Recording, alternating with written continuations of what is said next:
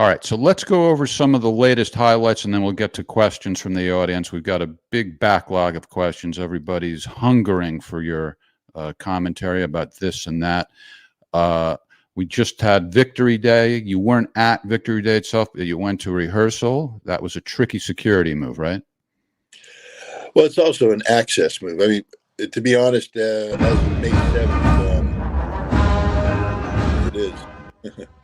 As of May 7th, the Russian government hadn't signed the final order for May 9th because of security concerns. And I think what a lot of people don't understand is the day of the Victory Day parade on May 9th, Ukraine sent 3 drones against Moscow. They were all shot down by Russian air defense. But, to anybody who thinks that the Russians are being paranoid and such about security, no, Moscow was attacked on Victory Day. So the decision was that if I was going to have an opportunity to see the parade, to go ahead and see the full-scale rehearsal on May 7th, which it's the full parade. I mean, President Putin wasn't there. He didn't give his address. But as you can see, the I was going to say, for a rehearsal, it looks like an awfully elaborate affair and a lot of people there. Oh, no. First of all, it's very difficult to get tickets to this. The stands were full of special invited guests, and it's to be able to get a ticket to this show was amazing, and it was it was the real deal. They did everything. The emotion of the soldiers, the emotion of the audience, everything was genuine. This was if you couldn't be at the actual parade, this was the next best thing. So what'd you do? You slipped a C note into the hand of the usher or something to get in? Oh God, no. They locked down the center of Moscow. I think I went through easily a dozen security checkpoints. They had they had snipers up on the roof. They had guys with drone guns walking around. They had dogs. They checked everything, and I'm pretty sure I was the only American there. The surprise of some of the security guards when I handed them my American passport was obvious. They were like, "What the hell do we do with this American?" They had to call in their colonels, and then they realized that I actually had a ticket and was invited, and I got it with no problem. Look, well, weren't you with somebody of an official nature, or were you just by yourself? Oh no. I'm always with somebody of an official nature, and the gentleman rapidly resolved the issue. So, and who took this video? Was this you or Vika? No, this is me. Unfortunately, Vika on this day, she's still completing her schoolwork, so she had to miss this opportunity and get an assignment done. I see. Well, priorities. So cinematography by our favorite weapons inspector. Well, there you go. I tell you again, there's a I don't know if I sent it to you. There was a clip right before the Russian national anthem plays, and you hear the soldiers shout out "Hoorah!" And to hear thousands of yeah, that was in there, but I mean, I'm killing the volume so that you can talk over. No, but I mean, I think people should hear that. That's that's a spectacular moment. I don't know how to find it though. That's the only thing. We can get that for the next episode or something. And what's this all about? I had an opportunity to speak at the Writers Union, and I, of course, proudly exclaimed my heritage as being a Marine. And the director said, "Well, he was a paratrooper." And I said, "Well, we're going to have to settle this man to man." And he put his arm up first. So, all right. So it's much like your duel with Ryan Milton. It's not really clear who won. Is that how? I think that's how it always goes, huh? I think what we both agreed is that I wasn't going to let him beat me on camera. Just like I agreed with Ryan that I wasn't going to let him beat me on camera. So we went through the act, and it made it look like I could hold my own. But all right. Well, thank you for making time for us. I really appreciate it, and I'm sure our audience does too. I know that it's been a very busy time for you. A lot of people are clamoring for your attention, so we I don't have to take. tell you, we spent a couple days in Moscow, and I actually thought there would be some downtime and some free time and all. There was no free time. I mean, this is wonderful. Don't get me wrong. I love every second of this. This is, but anybody who thinks that I'm here on a grand vacation, this is work. I mean, I'm working, in some cases, 12, 14, 16-hour days. But As it's work. compared to the U.S., when you work 12, 14, 16 hours a day. Nowadays. Yeah. That's my whole point. People are like, "Oh, you're going to go to Russia. You can have a rest. You can have a relax." First of all, it is very relaxing. The people are just unbelievably kind here. Unbelievable. I mean, I haven't had a bad experience yet. Everybody's just overwhelmingly kind. I And you're think still one of the getting bad, recognized by a lot of people? yeah, that's a little uncomfortable to be walking down the streets or in the metro, and all of a sudden everybody wants to come up and shake your hand. I mean, I guess I mean, I don't want to say this to get anybody the wrong impression, but you know how Hollywood stars gets you can't go out in public. Right, right. It's giving you a taste of that, right? Well, it is, and the people with me are like, this is good, but this is why we have to have security with you too, because you are easily recognizable. And while we have no issue with good people coming up and shaking your hand, he said, there's a lot of bad people out there too, and Yeah, we right. got, I can got use to be that as careful. right. All right. Well, let's get to the questions from our beloved audience. And thanks for your patience, everybody, and for understanding that we can't really keep to a regular schedule. No, Ryan, I'm not going to use the other wine cup. At least not this evening. It has its time and place. So anyway, it was a great gift, but no need to limit it. All right, let's go to Desolation Row. I bet you can guess who that is from. That's Our Mr. Bob Dylan. Well, yes, but I mean, you know who among our regular audience members Yes, is yes, is yes, a yes, yes. Bob Dylan aficionado? NM, how do you suspect the British government's game of Russian roulette is going to go? It seems like they are counting on there being no bullet. I think what he's referring to is the most recent decision by the British government to provide Storm Shadow, I think is the name of a long-range cruise missile, to Ukraine. That, in theory, not only gives Ukraine the ability to strike Crimea, but also deeper into Russia. The Russian government will do what it does. I'm not in it. I don't advise it. I wouldn't advise it. Um, what I will say is this: they've been masters at escalation management, meaning they understand what their goals and objectives are, and they're not going to allow NATO, the British, or anybody else to compel them into doing something precipitous that would give NATO an excuse to expand this conflict. So the other thing too is I don't think people understand how advanced the Russians are in terms of their military capabilities. I mean, the West is finally catching up on it. For instance, HIMARS, this highly mobile artillery rocket system that is supposed to be the game changer of the war.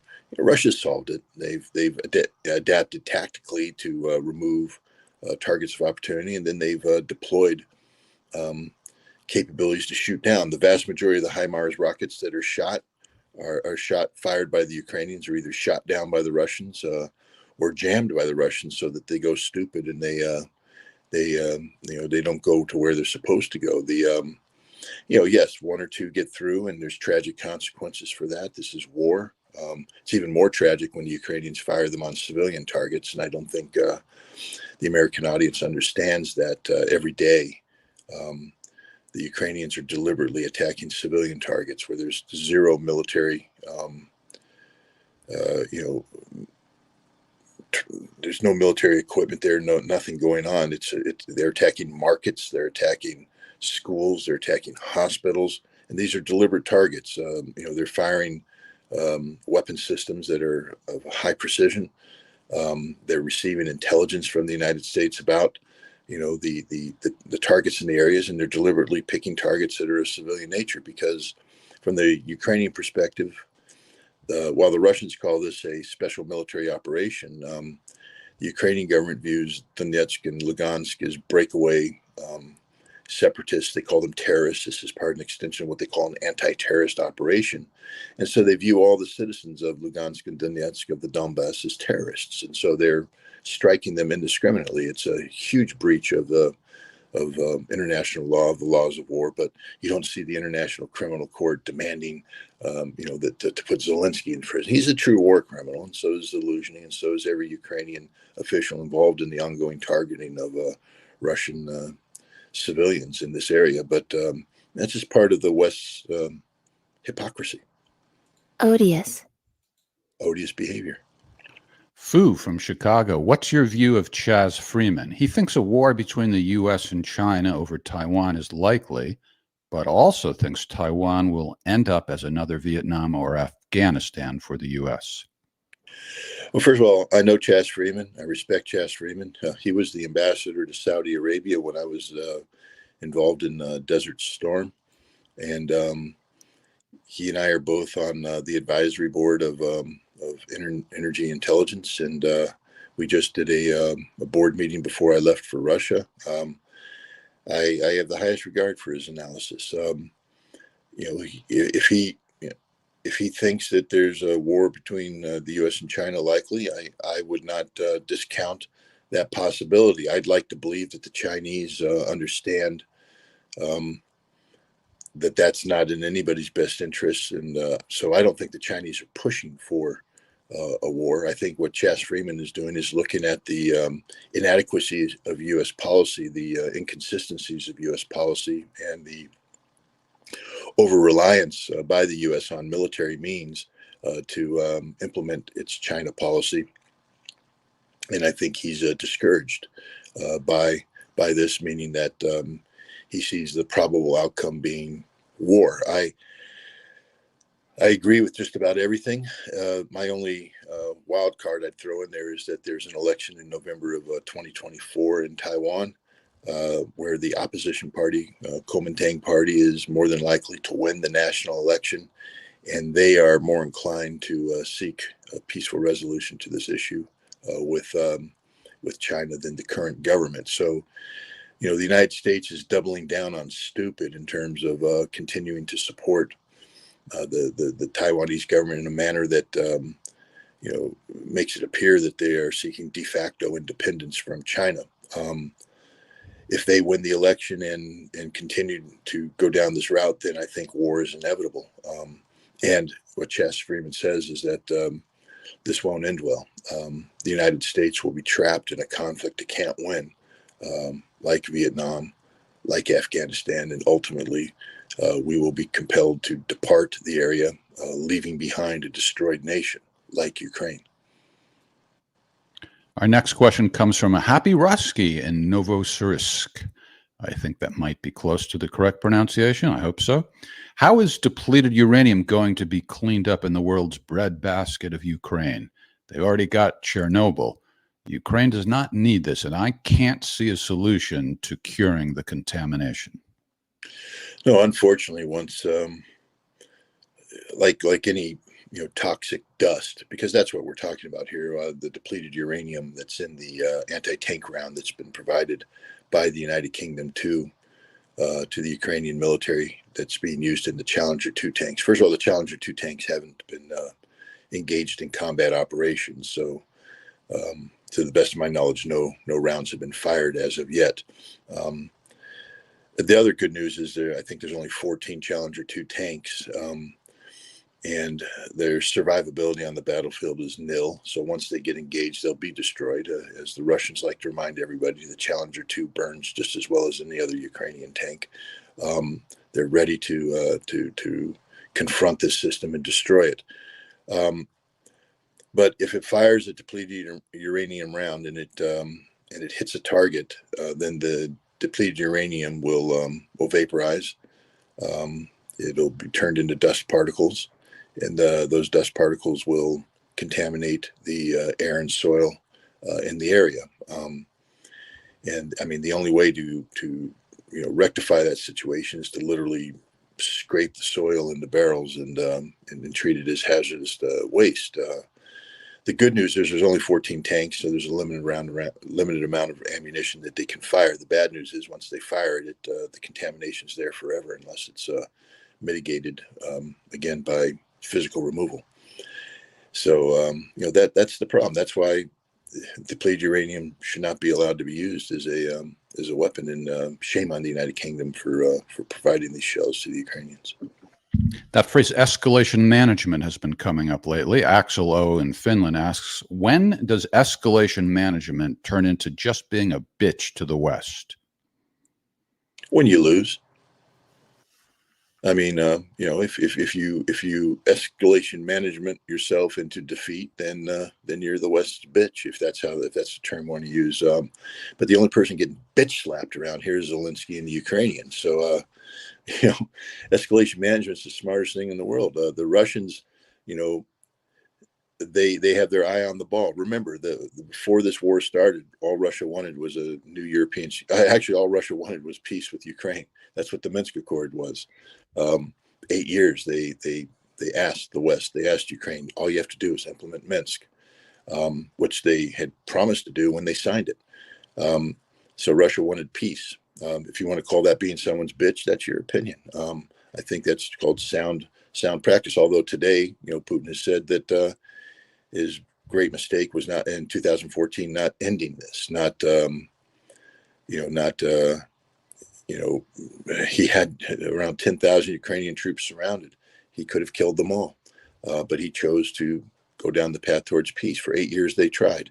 Even when Minsk collapsed in the fall of 2021, the Russians followed through with draft peace treaties, asking NATO and the West, United States, to come up with a new European security framework that would bring stability to the region. The West ignored him. Then he invaded. He sought to minimize the loss. The special military operation was designed to bring Ukraine to the peace table early on. It's almost succeeded. 3 immediate meetings in Gomel, Russia, Belarus, and then the final meeting in Istanbul on 1 April that would have brought an end to this conflict. And people should reflect on that. Russia was trying to bring an early end to this conflict, a conflict it didn't want, a conflict it tried to avoid. It was the West that walked away from that table, and as a result, hundreds of thousands of Ukrainians are dead, tens of millions of Ukrainians are displaced, and $1 trillion worth of Ukrainian infrastructure has been destroyed. The only bitch here is Zelensky. The only bitch here is the West. Russia's not trying to, didn't want this war. They're not trying to escalate this war. Russia's keeping this war under control, so they're not overreacting to the numerous provocations that have been perpetrated by Ukraine and the West. The most recent provocation, of course, being the provision of Storm Shadow by the British.